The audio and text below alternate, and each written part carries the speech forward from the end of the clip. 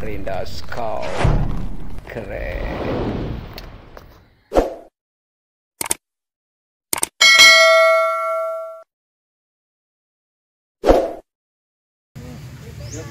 Oh ya, PGTKN, BPKTK, BPKTK sih.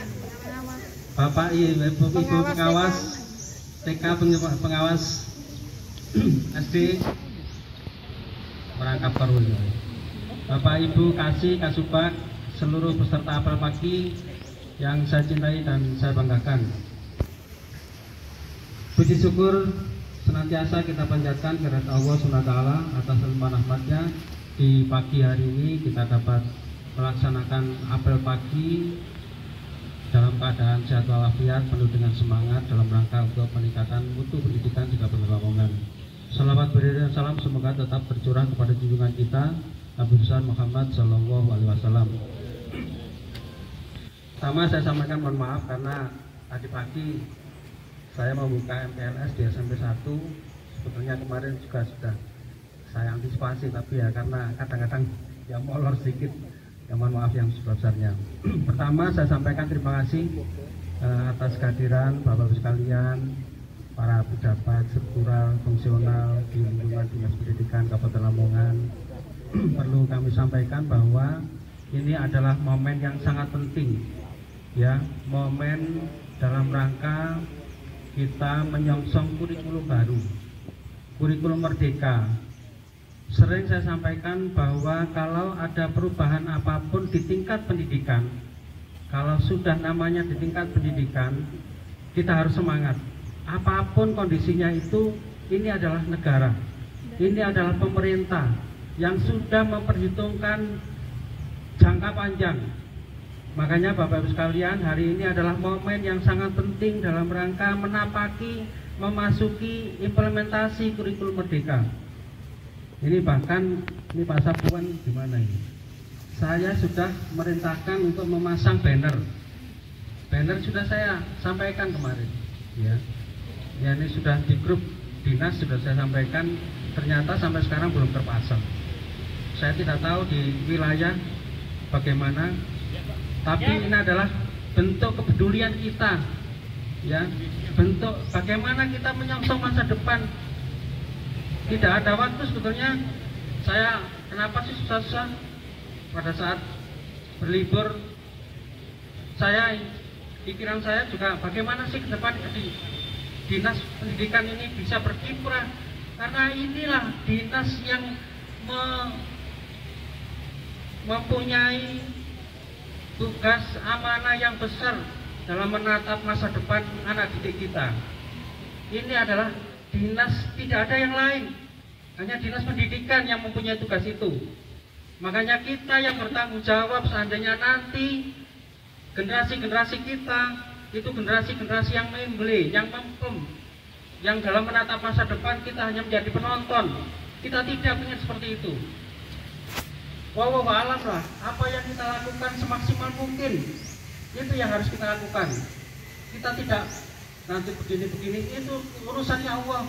Yang penting tugas kita adalah amanah yang sudah diberikan kepada kita sekalian ini harus kita laksanakan sesuai tanggung jawab kita bersama-sama. Ini yang harus kita lakukan, Bapak-Ibu sekalian. Mengandung tanggung jawab yang besar. Masyarakat Lamongan tadi yang saya sampaikan pada saat MPLS juga disampaikan oleh wali murid bahwa wali murid pasah bongkoan sudah pasrah kepada sekolah anak didiknya itu selama di lembaga pendidikan kita. Makanya kita tidak boleh sia-siakan semuanya itu. Harus kita lakukan yang terbaik, karena anak didik itulah yang nanti akan menggantikan kita semua. Ya, jadi ini yang harus kita lakukan. Ya, kita harus betul-betul mengemban amanah ini dengan sebaik-baiknya. Kenapa sih harus ada banner segala? Itu ada rasa tanggung jawab yang harus kita lakukan. Kenapa di banner juga saya cantumkan agar lembaganya juga ada foto di situ, ya. Bukan apa-apa, kalau sudah ada fotonya di situ, insya Allah itu loh, ngomong apa IKM itu, ngerti apa enggak IKM itu. Di lembaga itu harus tahu bagaimana kita mempersiapkan anak didik dengan sekolah dengan pelajar Pancasila yang bagaimana itu menjadi apa? Menjadi tanggung jawab. Akhirnya ada tanggung jawab di dalamnya. Nah, apa sih Pak Mudik kok nampang foto dong ini banner itu. Apa nyalek tak? Insya Allah tidak seperti itu. Ya, saya sampaikan ke teman-teman semua. Ayolah kita kawal semuanya ini dengan sebaik-baiknya. Kita hanya bisa berusaha, Allah yang menentukan. Tapi semua usaha harus maksimal. Kita tidak bisa usaha ya sakar PDW kan gitu ya. Makanya ini yang harus kita lakukan bersama Bapak sekalian. Ini ada beberapa poin yang akan saya sampaikan terkait dengan tahun ajaran 2022-2023 dalam implementasi kurikulum merdeka di tahun ajaran ini. Yang pertama, kita sudah sepakat untuk melaksanakan MPLS selama 3 hari. Tujuan MPLS adalah mengenali potensi diri siswa baru. Sekarang tidak bisa ya seperti dulu lagi. Sekarang kita harus tahu anak-anak didik kita, berapapun jumlahnya, ini ada guru yang mendukung semuanya itu. Insya Allah tidak ada kesulitan dalam mengenal seseorang atau pribadi anak didik. Kalau guru sudah punya ilmunya, karakter anak harus kita perhatikan dalam proses pembelajaran untuk yang di kurikulum baru ini. Kemudian membantu siswa baru beradaptasi dengan lingkungan sekolah dan sekitarnya, antara lain terhadap aspek keamanan, fasilitas umum, sarana dan prasarana sekolah. Anak didik harus cepat bisa menyesuaikan dengan lingkungan yang ada di sekolah itu. Kita yang harus bisa merangkul mereka. Kadang-kadang anak itu karena suasananya berbeda, kemudian situasinya berbeda, gurunya berbeda, itu gurunya yang harus ngalahin, gurunya harus tahu diri. Oh ya, ke arah IPY kan gitu.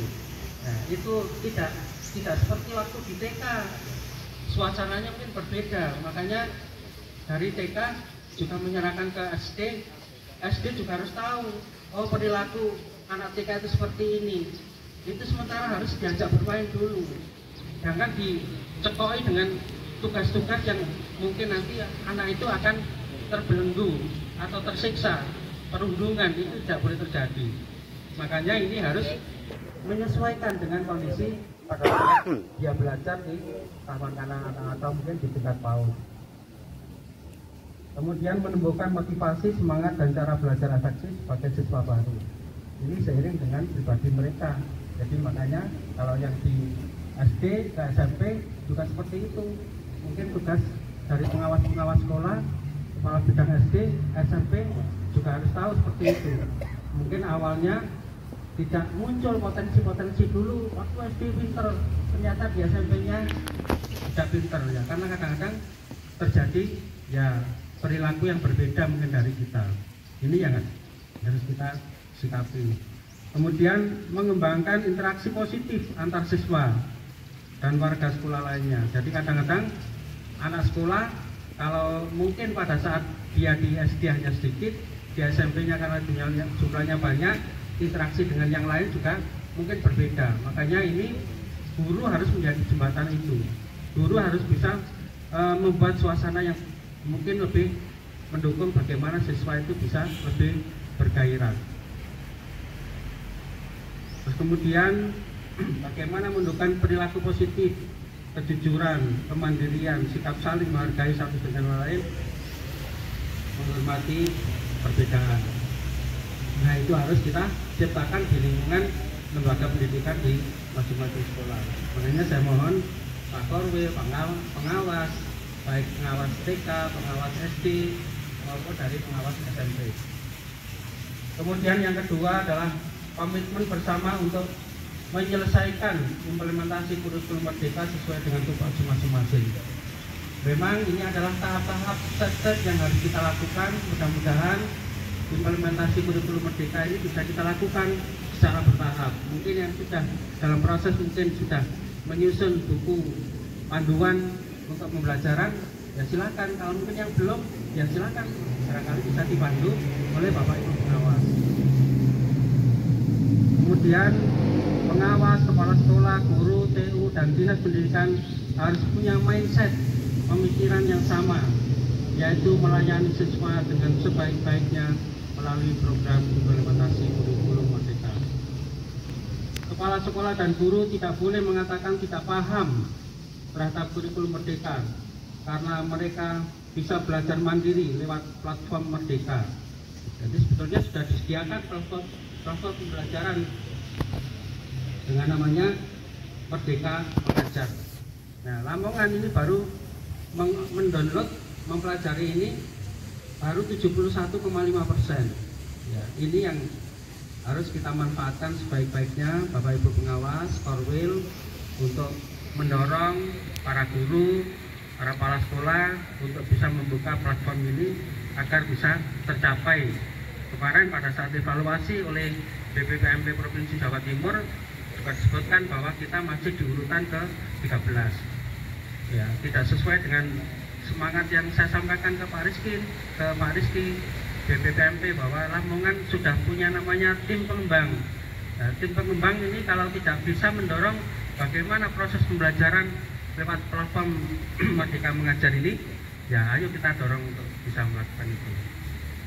Kemudian yang berikutnya adalah pedoman tata tertib tata upacara dan siswa yang sudah dibuka, yang kemarin sudah kita buat. Ini tolong dilaksanakan, sudah mulai pada saat MPLS ini dilakukan. Tolong buku-buku kemarin yang sudah dibuat ini dalam pelaksanaan di sekolah sudah mulai dilaksanakan di tahun ajaran ini. Kemudian seluruh ASN kuasai regulasi atau aturan yang terkait, jadikan itu pedoman dalam menjalankan tugas, karena banyak orang di luar sedang mengintip berbagai kesalahan kita. Sekecil apapun akan jadikan berita untuk kepentingan pribadinya. Jadi jangan sampai dengan gembar-gembore kepala dinas IKM ternyata juga di sisi lain ada kelemahan-kelemahan kita, makanya kita harus bahu-membahu agar pelaksanaan program ini bisa dilaksanakan dengan baik. Kemudian yang berikutnya, jangan pernah puas dengan rapor pendidikan yang saat ini sudah kita raih, karena masih banyak yang harus kita tingkatkan. Bulan November tahun 2022 sudah ada lagi asesmen nasional, itu yang akan memotret literasi, numerasi, dan karakter siswa kita. Ini perlu harus kita kawal dan harus kita lakukan agar nanti pada saat asesmen yang berikutnya jangan sampai ini terjadi penurunan. Ya, karena asesmennya tetap berbeda. Mungkin yang dulu di asesmen, sekarang yang sudah lulus sekarang baru dilakukan. Makanya generasi ke generasi ini harus tetap kita kawal bersama-sama. Kemudian untuk pengawas, tolong dibuatkan instrumen untuk monitor implementasi kurikulum merdeka di sekolah masing-masing. Bulan Agustus nanti kita lakukan ya pameran pendidikan, ya mungkin nanti bisa kita tampilkan semua dokumen di dalam IKM, termasuk kurikulum operasional sekolah dan perangkat ajar, TP, ATP, modul ajar, mungkin bisa dipamerkan pada saat pameran pendidikan yang insya Allah kita lakukan tanggal 18 Agustus ke depan. Mungkin barangkali itu beberapa hal yang saya sampaikan. Sekali lagi, ayo semua satu sama lain saling mendukung. Ini adalah organisasi yang sangat besar. Lembaga pendidikan ini adalah harapan masyarakat, harapan kita bersama. Pendidikannya maju, insya Allah negaranya akan maju. Pendidikannya maju, daerahnya maju. Pendidikannya maju, kesehatannya juga akan maju. Pendidikan maju, kesejahteraan juga akan lebih tercapai. Itu menjadi ujung tombak dalam rangka untuk bisa meningkatkan IPM di Kabupaten Lamongan. Barangkali itu yang dapat saya sampaikan. Sekali lagi semangat untuk kita semua, kita lakukan yang terbaik, kita tatap masa depan yang lebih baik dengan semangat. Insya Allah dengan semangat, dengan istiqomah yang kita lakukan, kemudahan-kemudahan akan kita raih dalam rangka mencapai tujuan kita bersama, yaitu peningkatan mutu pendidikan di Kabupaten Lamongan. Terima kasih. Assalamualaikum warahmatullahi wabarakatuh.